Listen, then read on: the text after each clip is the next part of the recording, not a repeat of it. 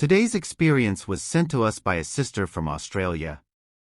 She died and met Angel Michael, who disclosed to her certain secrets concerning the Nephilim. Seek discernment over everything she reveals here. Don't hesitate to drop your opinion on this experience, as she promised to humbly learn from others' perspective concerning this body of truth. My name is Alicia Camel. I chose to share this experience with you so that you can help share with your audience. I am open to learn from anyone who would want to share their own experiences related to this in the comment section. But regardless, I believed what Angel Michael revealed to me concerning the Nephilim. I've always been someone who trusted in science. My life was grounded in logic, reason, and the belief that everything could be explained through empirical evidence. Myths, legends, and anything remotely supernatural were just stories, fabrications of the human mind seeking answers in the unknown. This mindset fueled my career as a researcher. I sought to uncover the truths of our world through data, experiments, and analysis. But one day, everything I thought I knew was shattered. On the 2nd of August, I was on my way to a conference, driving alone on a remote highway. It was a journey for research, a chance to present my findings on a project I had been working on for years. The weather was clear, the road was straight, and everything seemed perfectly normal, until it wasn't. Out of nowhere, a car swerved into my lane, and I had no time to react. The impact was sudden and violent. My car spun out of control, metal crunching, glass shattering. I remember the sound of my own screams, then nothing. Everything went dark. I was surrounded by darkness, an endless void where time seemed to stand still. For a moment, I thought this was it. My life had come to an abrupt end. But then, something strange happened. I felt a pull, a sensation of being lifted, and suddenly I was no longer in the dark. I was floating, hovering above the wreckage of my car. I could see everything clearly: my mangled vehicle, the crumpled metal, and my own body lying motionless behind the shattered windshield. Paramedics were already on the scene, their frantic efforts to revive me seeming almost futile from where I was.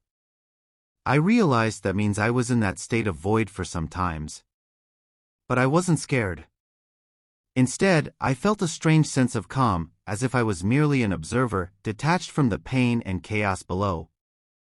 I realized with startling clarity that I was no longer bound to my physical form. I was free. As I tried to make sense of this new reality, I noticed a light in the distance, brilliant and warm, drawing me toward it.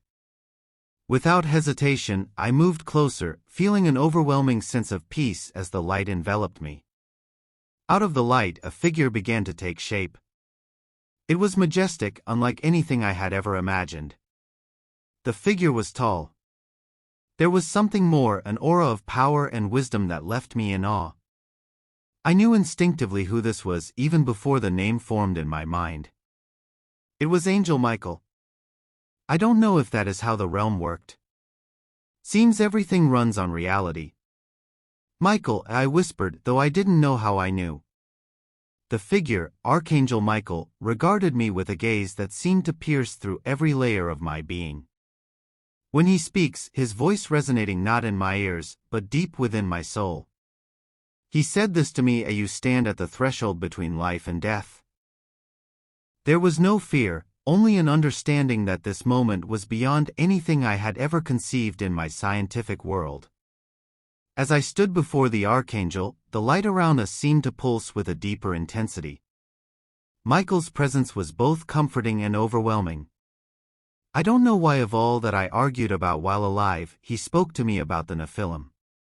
He never said anything about my faith or my wrongs or right. It was as though he specifically was sent to speak to me about the Nephilims. He revealed to me the existence of the Nephilim, beings I had only heard of in passing, mentioned in ancient texts and whispered legends. These were not mere myths, but real entities that had once walked the earth. The truth of their origin, however, was far more complex and troubling than I could have imagined.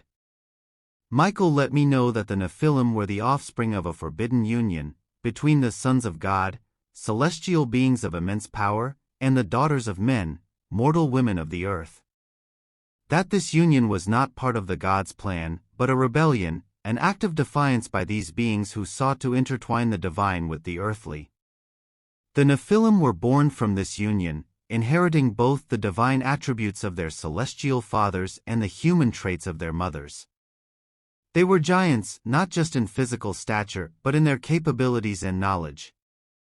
Their presence on earth was intended to bridge the gap between heaven and earth, to guide humanity and help it reach its full potential. But there was more. He let me know that the Nephilim's purpose was not purely benevolent. Though they were meant to be teachers and leaders, their very existence was a violation of the natural order, as it was never meant to be.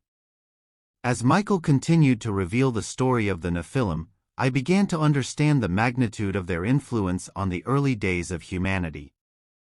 Initially, these beings played a significant role as guides for humanity.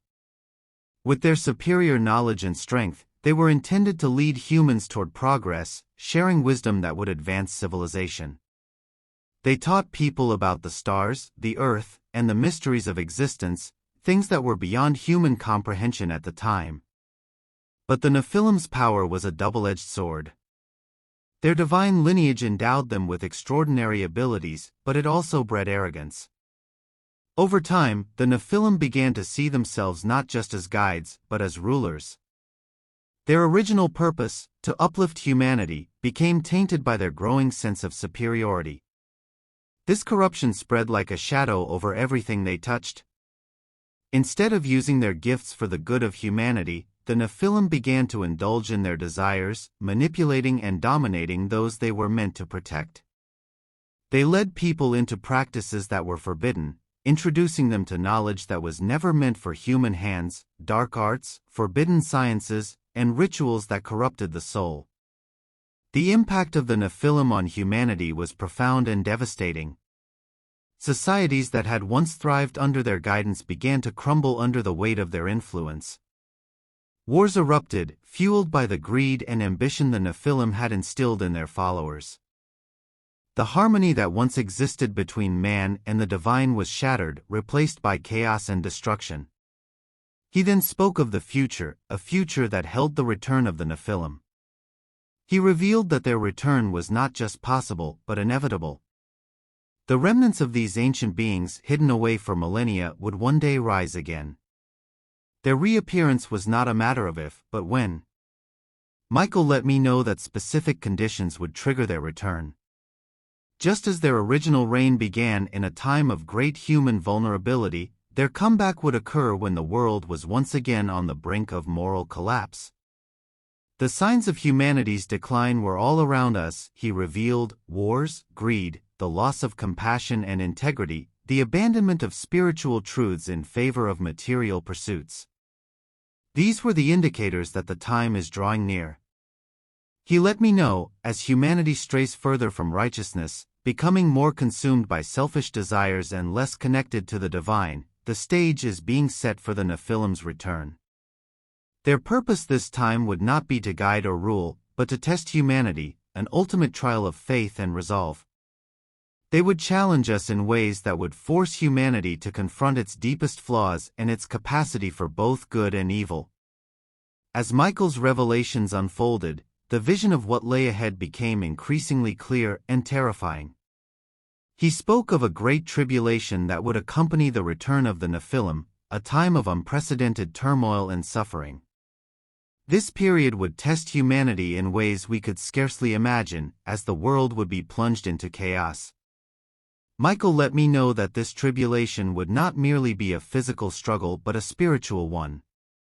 The Nephilim, with their immense power and cunning, would seek to corrupt and control, just as they had done in the ancient past. But this time, they would face opposition from the forces of light, that's from the believers in Jesus Christ who would stand against the Nephilim. This battle between light and darkness would be fierce. He revealed that it would not be fought with weapons of steel or fire, but with the strength of the human spirit. Faith, integrity, and the unwavering belief in what is good and just would be humanity's greatest weapons in this struggle. He emphasized that the trials ahead would test each person's faith to its core. It would not be enough to simply believe, one would have to live their faith, to hold on to their integrity even when the world around them is crumbling.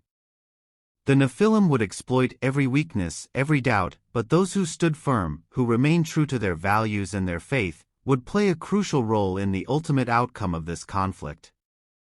Then, in a rush, I felt myself being pulled away from the light, back toward my body.